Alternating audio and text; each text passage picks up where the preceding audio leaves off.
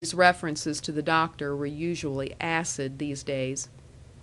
And this he totally failed to observe, telling her when he came, why, to be sure, the very thing, and if she could play cards, or read aloud, or afford any other light distractions, provided they did not lead the patient to talk and tire himself, that she would be most useful.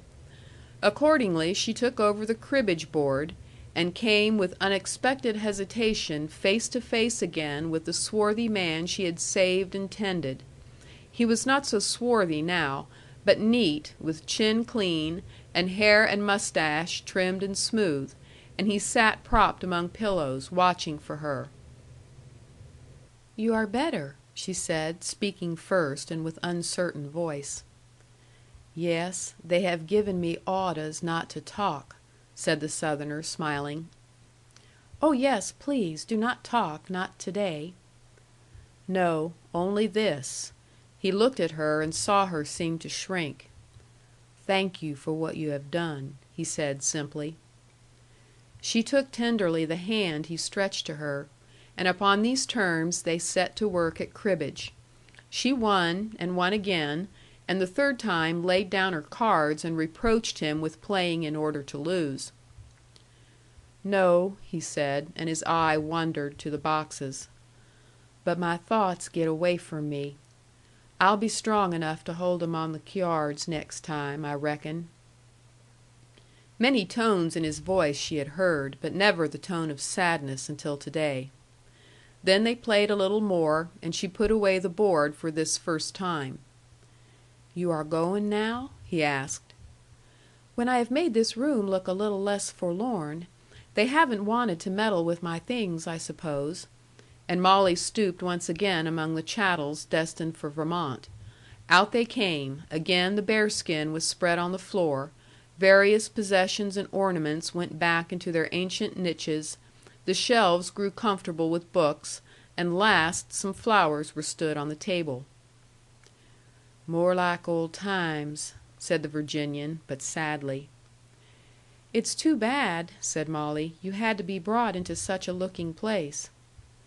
"And your folks waiting for you," said he. "Oh, I'll pay my visit later," said Molly, putting the rug a trifle straighter. "May I ask one thing?" pleaded the Virginian, and at the gentleness of his voice her face grew rosy, and she fixed her eyes on him with a sort of dread. "Anything that I can answer," said she. "Oh, yes. Did I tell you to quit me, and did you load up my gun and stay? Was that a real business? I have been mixed up in my head." "That was real," said Molly. "What else was there to do?" "Just nothing, for such as you!" he exclaimed. "My head has been mighty crazy, and that little grandmother of yours yondeh, but I can't just quite catch a hold of these things." He passed a hand over his forehead. "So many, or else one right along. Well, it's all foolishness," he concluded, with something almost savage in his tone. And after she had gone from the cabin he lay very still, looking at the miniature on the wall. He was in another sort of mood the next time, cribbage not interesting him in the least. "Your folks will be wondering about you," said he. "I don't think they will mind which month I go to them," said Molly, "especially when they know the reason." "Don't let me keep you, ma'am," said he. Molly stared at him, but he pursued, with the same edge lurking in his slow words. "Though I'll never forget. How could I forget any of all you have done, and been?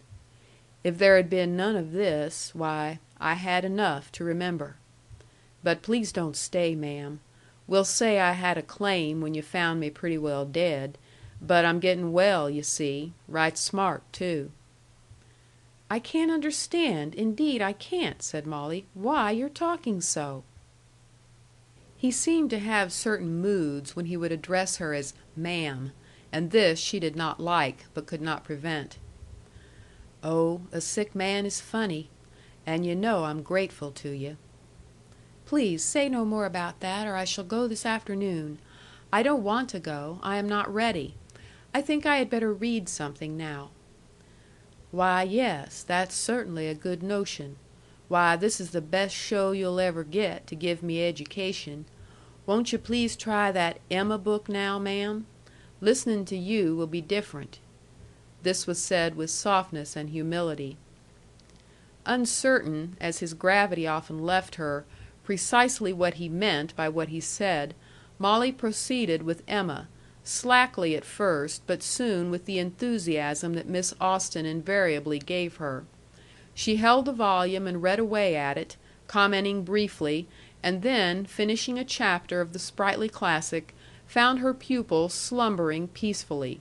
There was no uncertainty about that. "You couldn't be doing a healthier thing for him, dearie," said Mrs. Taylor. "If it gets to make him wakeful, try something harder." This was the lady's scarcely sympathetic view. But it turned out to be not obscurity in which Miss Austen sinned. When Molly next appeared at the Virginian's threshold, he said plaintively, "I reckon I am a dunce," and he sued for pardon. "When I waked up," he said, "I was ashamed of myself for a plumb half hour." Nor could she doubt this day that he meant what he said. His mood was again serene and gentle, and without referring to his singular words that had distressed her, he made her feel his contrition, even in his silence. "I am right glad you have come," he said. And as he saw her going to the bookshelf, he continued with diffidence, "As regards that Emma book, you see, the doin's and sayin's of folks like them are above me. But I think," he spoke most diffidently, "if you could read me something that was about something, I'd be liable to keep awake." And he smiled with a certain shyness.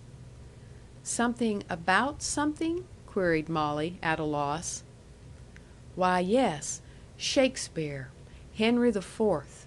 The British king is fighting, and there is his son, the prince. He certainly must have been a jim dandy boy, if that is all true.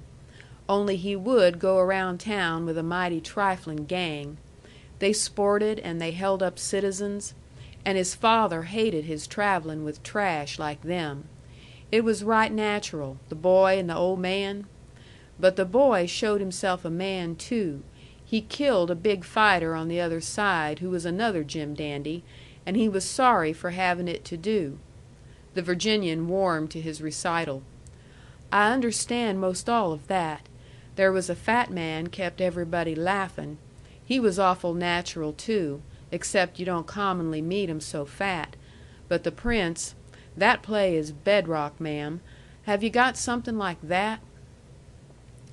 "Yes, I think so," she replied. "I believe I see what you would appreciate." She took her Browning, her idyll, her imagined affinity. For the pale decadence of New England had somewhat watered her good old Revolutionary blood, too, and she was inclined to think under glass and to live underdone, when there were no Indians to shoot. She would have joyed to venture Paracelsus on him, and some lengthy rhymed discourses, and she fondly turned leaves and leaves of her pet doggerel analytics. Pippa Passes and others she had to skip, from discreet motives, pages which he would have doubtless stayed awake at, but she chose a poem at length. This was better than Emma, he pronounced, and short. The horse was a good horse. He thought a man whose horse must not play out on him would watch the ground he was galloping over for holes, and not be likely to see what color the rims of his animal's eye sockets were. You could not see them if you sat as you ought to for such a hard ride. Of the next piece that she read him he thought still better. "And it is short," said he, "but the last part drops." Molly instantly exacted particulars. "The soldier should not have told the general he was killed," stated the cow puncher. "What should he have told him, I'd like to know?" said Molly. "Why, just nothin'. If the soldier could ride out of the battle all shot up, and tell his general about their taking the town, that was being gritty, you see. But that truck at the finish, will you please say it again?" So Molly read,